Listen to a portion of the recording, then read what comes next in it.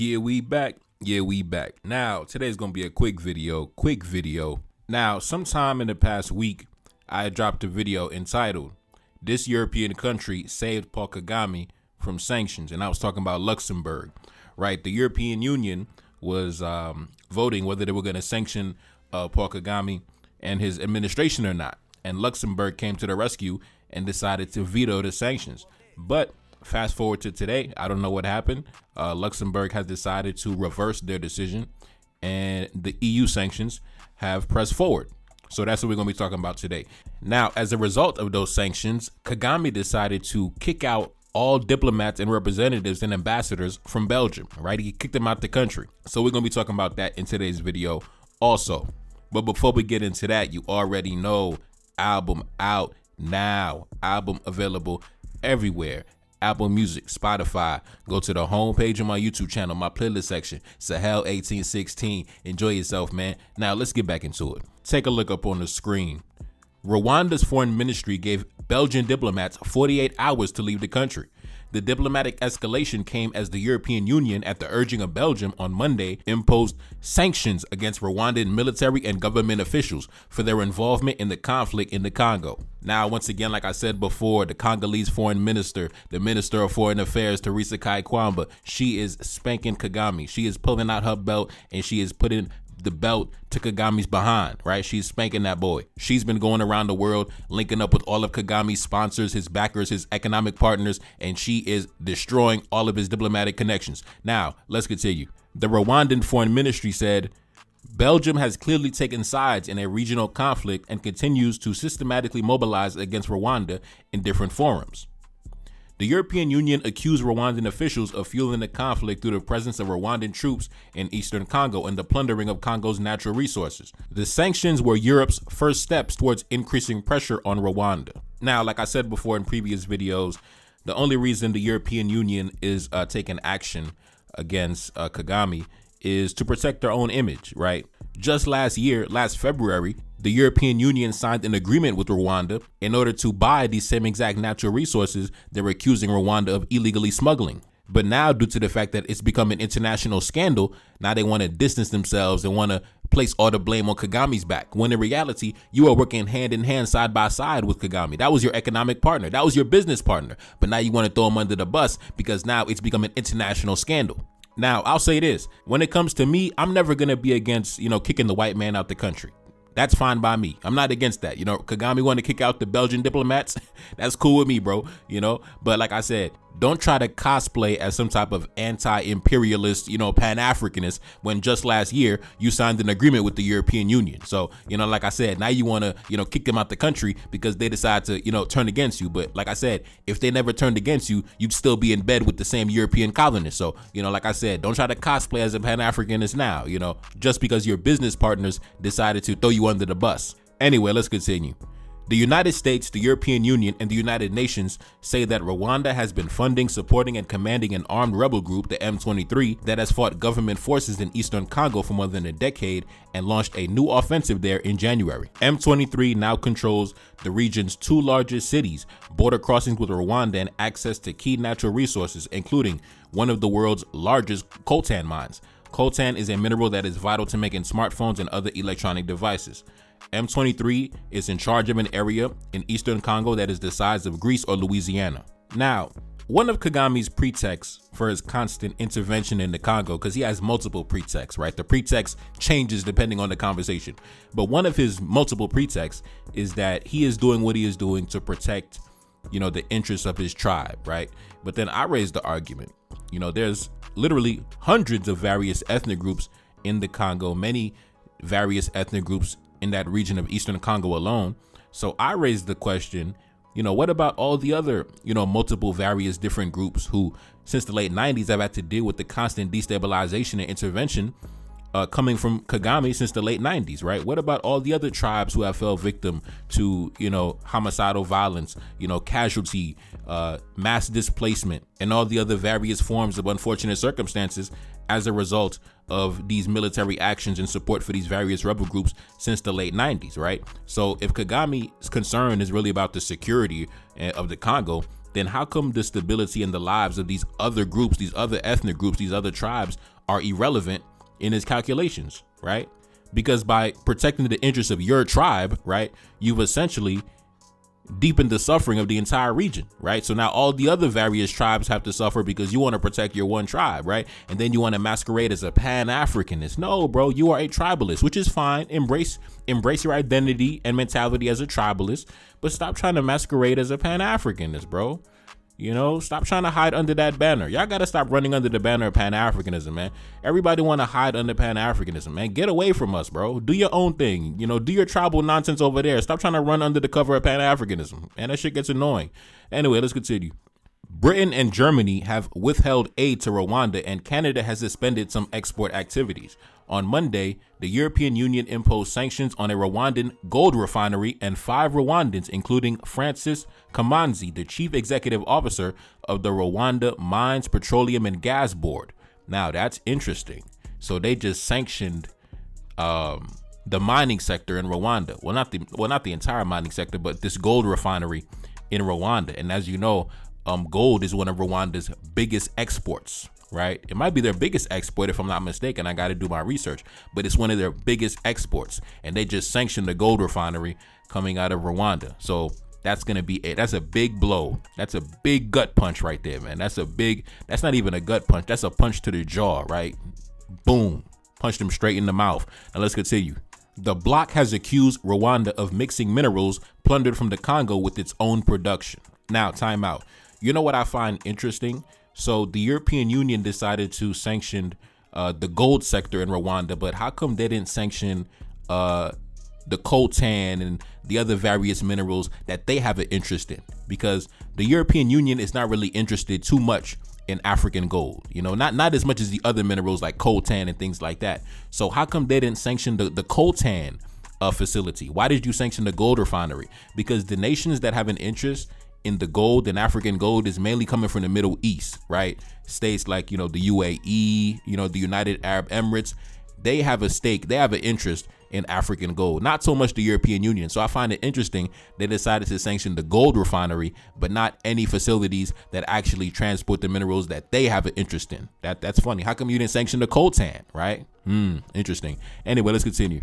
Revenues from the illegal extraction and trafficking of natural resources from the Congo are being used to fund the M23 armed group and its operations, and are thereby contributing to the escalation of the conflict, according to the text. Now, like I said before, I call them the M23 cartel because they're a cartel, right? Them boys making damn near $1 million a month.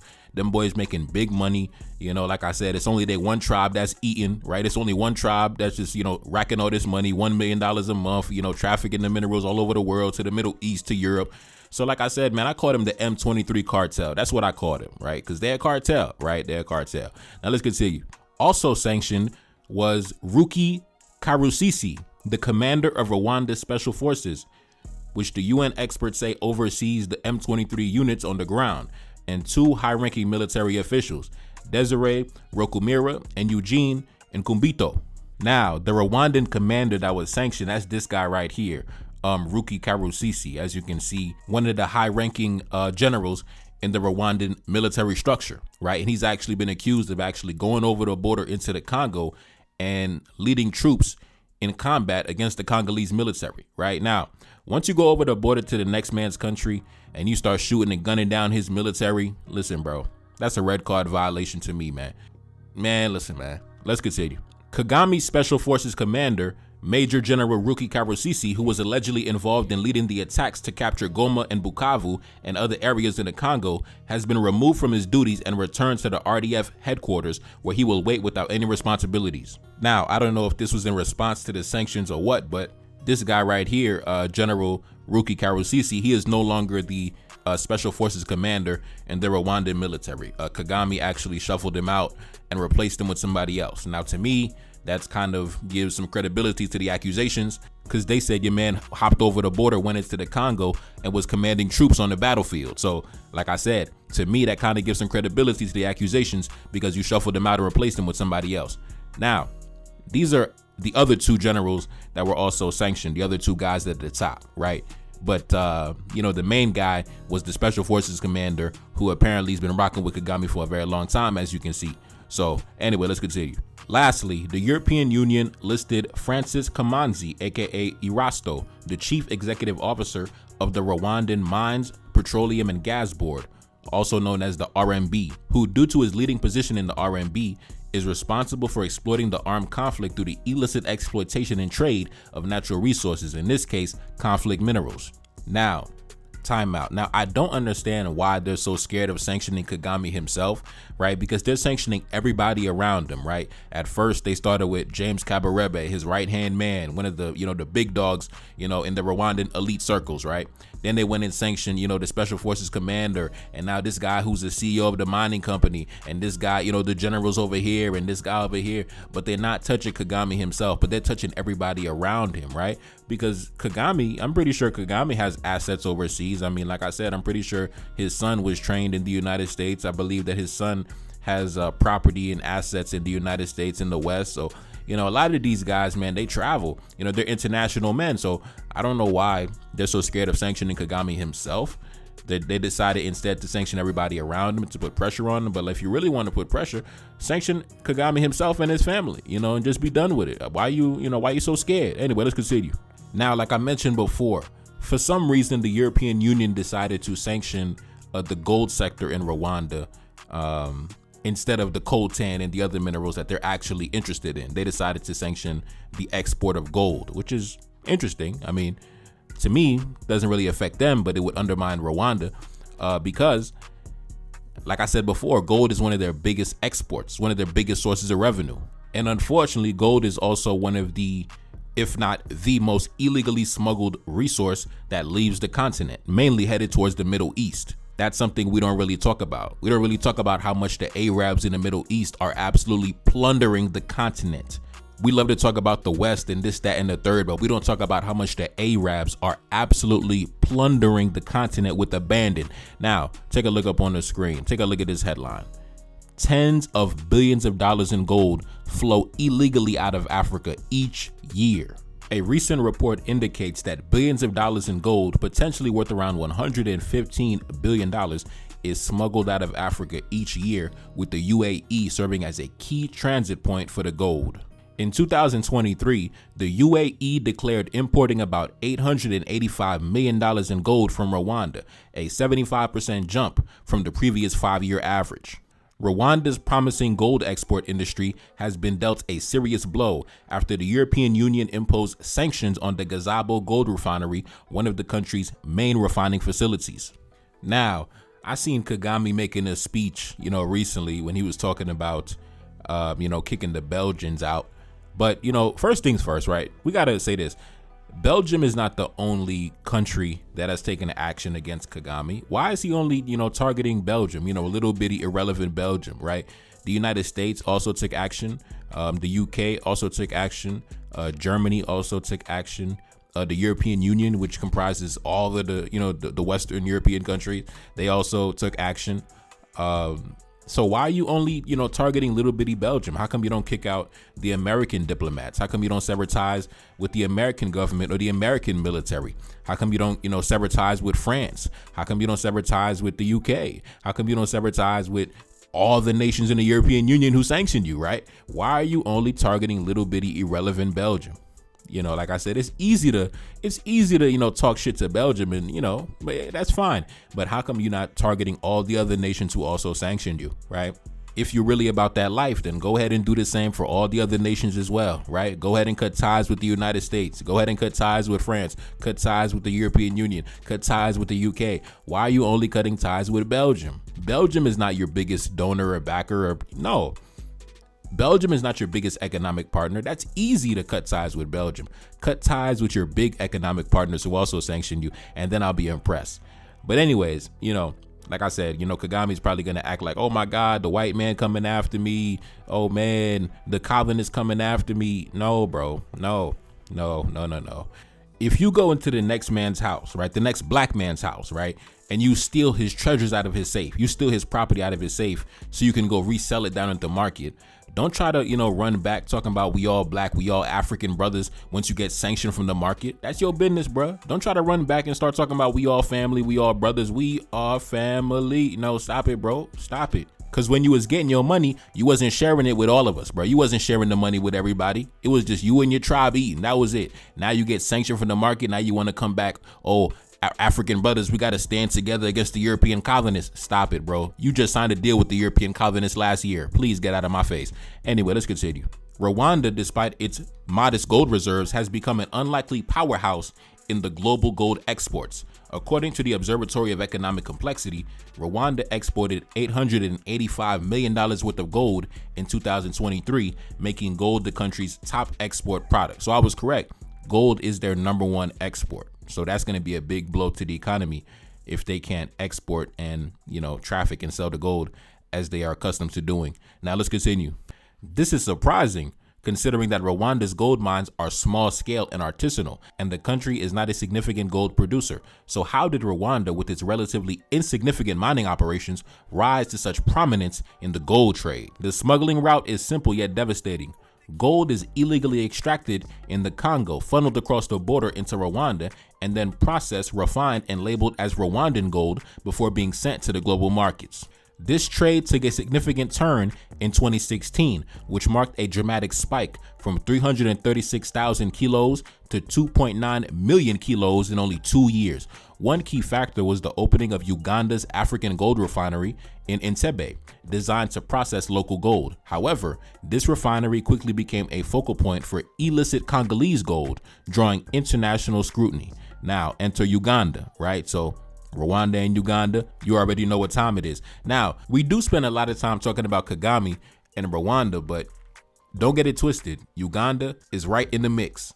And I believe some years ago, the Congolese government actually took Uganda to the international courts, and they actually won the case, right? The ruling went into the favor of the Congolese government, and Uganda was found guilty of not only crimes against humanity, but also the plundering of Congo's mineral wealth.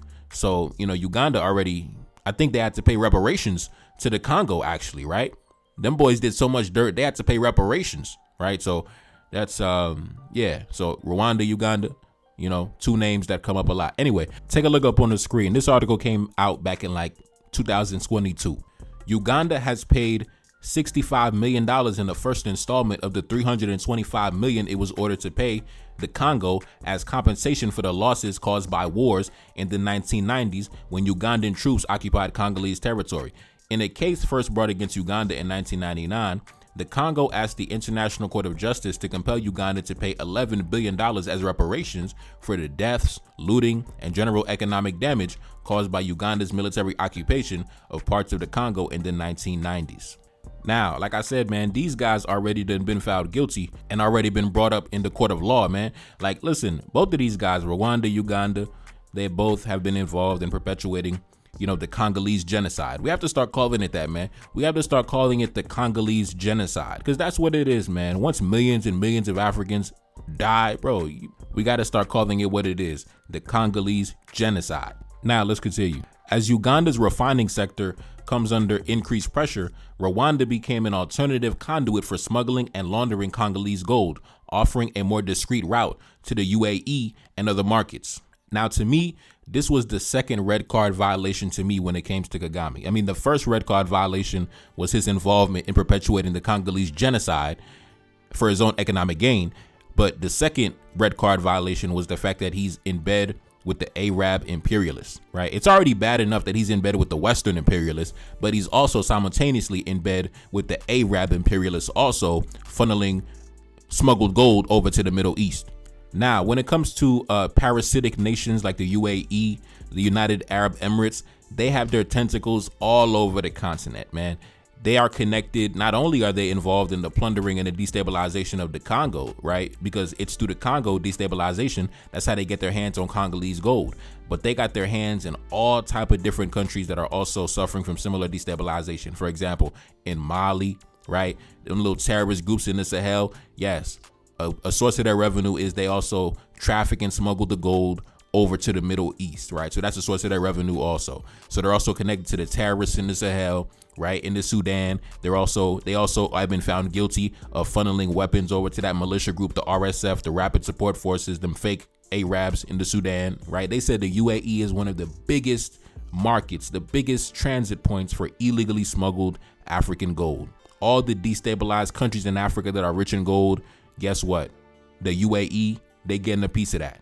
Yes, with their African collaborators on the ground, with Kagame being one of the most prominent. Now let's continue. Rwanda's primary gold buyer is the UAE, which is a known hub for conflict minerals. Since 2016, Rwanda and the UAE have strengthened their trade relations, with the Emirati of Dubai emerging as a major destination for Rwandan gold. This partnership has allowed Rwanda to channel more illicit gold into the global market under the guise of legality. Altogether, the EU autonomous restrictive measures in view of the situation in the Congo now apply to a total of 32 individuals and 2 entities. Those designated are subject to a travel ban and an asset freeze.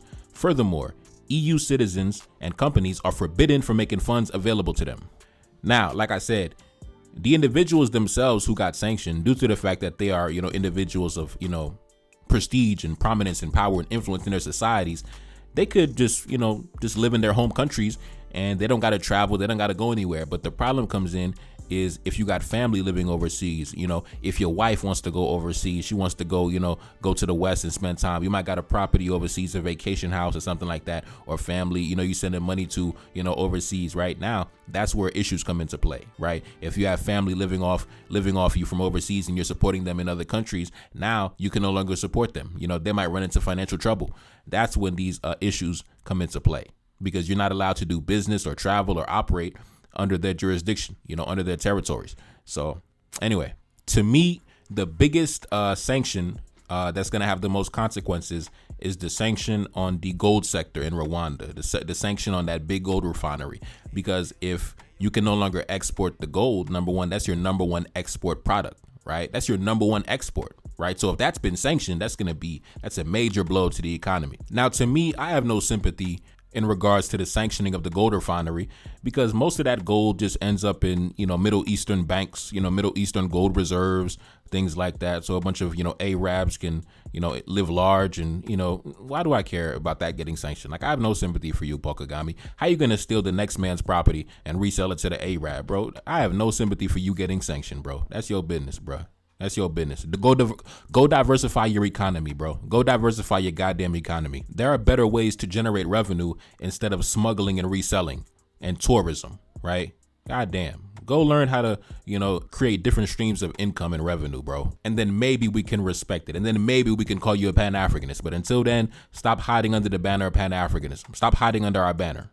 You're destroying the name of Pan-Africanism, bro.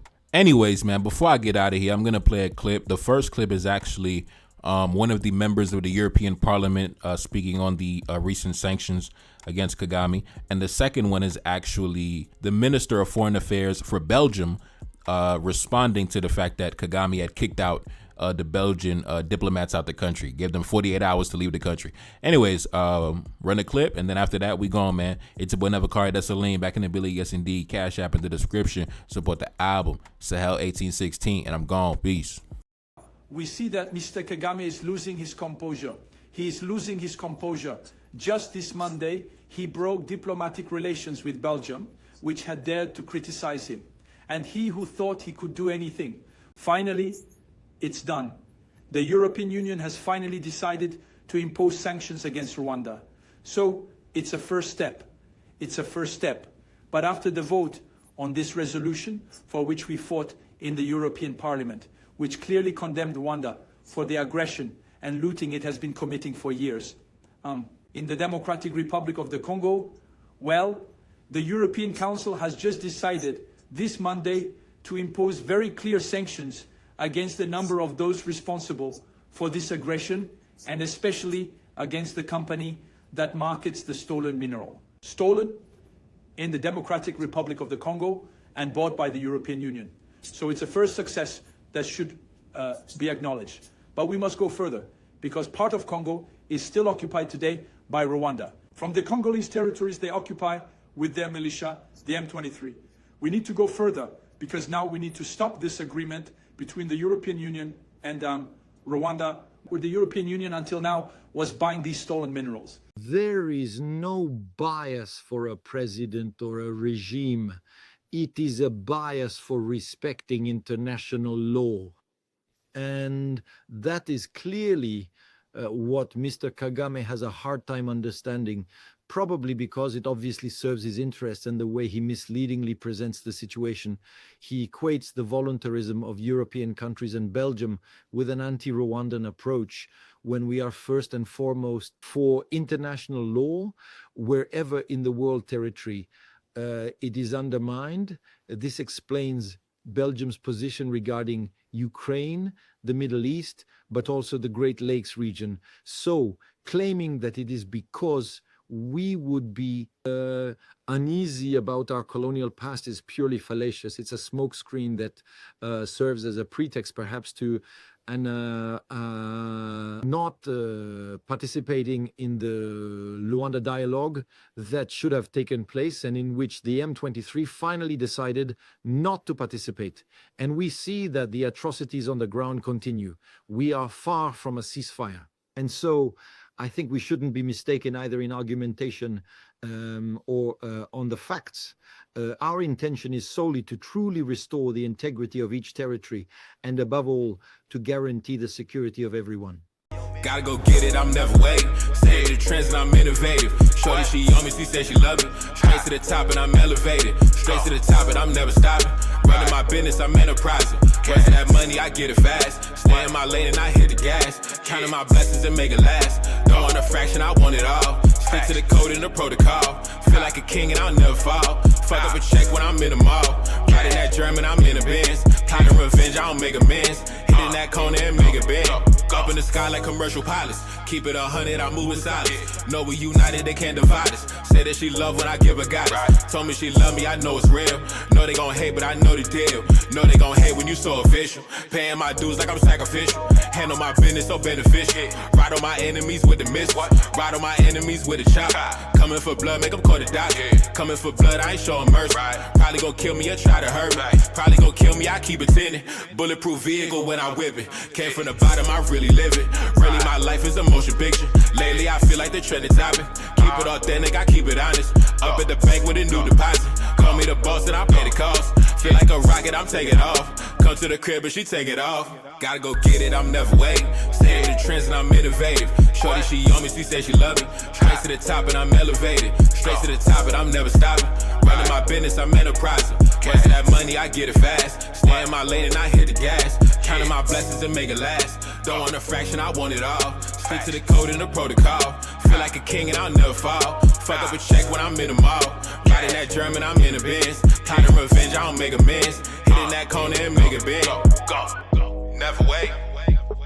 Innovative. Say she love me. Elevated.